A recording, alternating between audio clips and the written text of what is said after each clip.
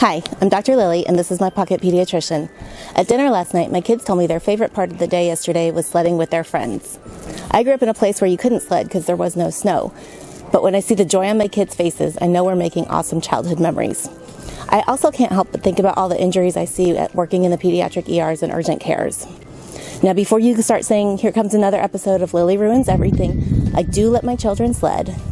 I just want to talk today about a few safety precautions so that our kids can remember these awesome childhood memories. When the doctor says my child has a condition, I'll learn more at my pocket pediatrician. And can only be done for a few months of the year in most parts of the United States. Sledding injuries actually account for about 20,000 ER visits per year in kids. If you look at doctors' offices and urgent cares, that number goes up to about 52,000 visits per year. It's estimated that sledding costs about $2 billion per year in the United States just from accidents. You wouldn't think it, but kids can actually reach an average speed of about 19 miles per hour on the sled. That means that some are going much faster.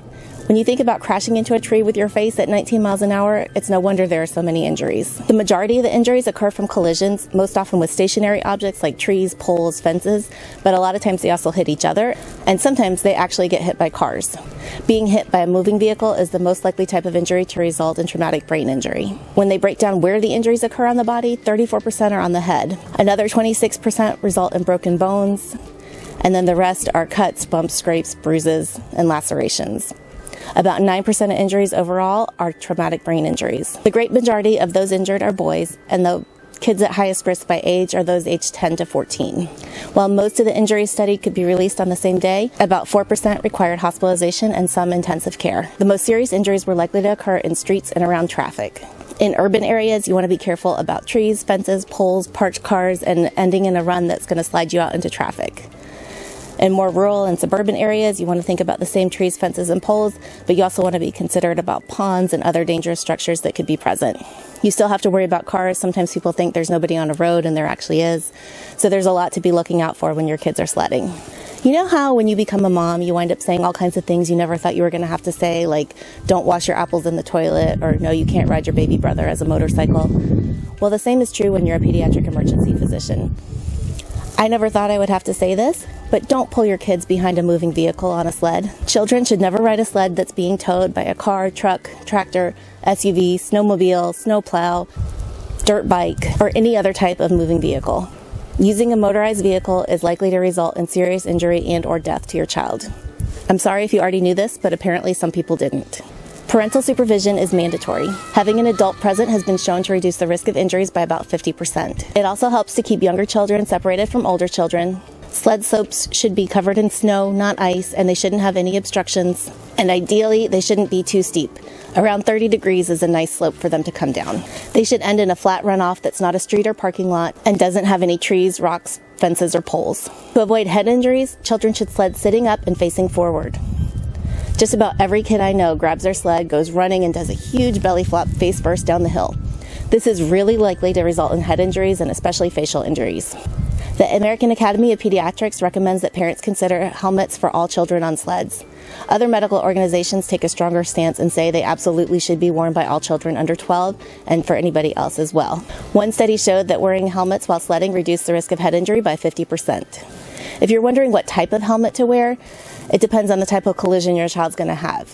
One study showed that hockey helmets are great for protecting the face because they have that face guard over the front. They're great at reducing injuries and face-first impacts. That same study showed that for high-speed collisions, bike helmets are actually best because they were designed for the high-speed impacts. Ski helmets didn't do as well in either study, but when I was asking around why people weren't putting helmets on their kids, a lot of them said it was because their children were cold.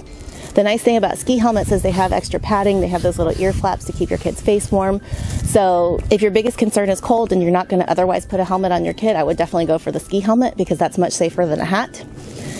And honestly, unless you can predict which way your child's going to get hit, it's hard to know which helmet's going to be the best. So I kind of hedged my bets and let each of my kids wear a different helmet yesterday. The fact that any helmet reduced the risk of head injury by 50% is worth it in my book. What else about the equipment? Well, sleds that have runners and steering mechanisms are much safer than the toboggan type or snow disc. Sleds should be structurally sound, have no sharp edges or splinters, and they should be well lubricated if they have a steering mechanism. Finally, make sure your child is dressed warmly with one more layer than the adults are wearing. Try to use nice waterproof jackets and snow pants like this. Hats and gloves should also try to be waterproof. Those knit hats and gloves will just absorb that snow and ice in and let that cold wet just sit on the kid's skin. So make sure you get waterproof hats, gloves, and boots. Make sure your kids are safe and warm while having a great time in the snow. What do you think? Do you think your kids should wear helmets to sled? When I was researching this, I came across an article by a guy who said he wouldn't allow his son to wear a helmet while sledding because he thought it was more important to teach him about the safety than to basically cover him in bubble wrap, as he said. Seems like a nice idea, and I definitely agree with teaching your kids about safe sledding, but one, they're kids, they're going to make mistakes, that's just what they do. And two, you can't always predict what the other people are going to be doing on the slopes. So yes, talking about safety is very important, but to me, it's totally worth it to take precautions against traumatic brain injury and death. What do you think? Please comment below. Let me know what you think, what you've done for your kids. Also, don't forget to hit that little red subscribe button down there. This is Dr. Lili with My Pocket Pediatrician. Thanks for stopping by. When the doctor says my child has a condition, I'll learn more at My Pocket Pediatrician.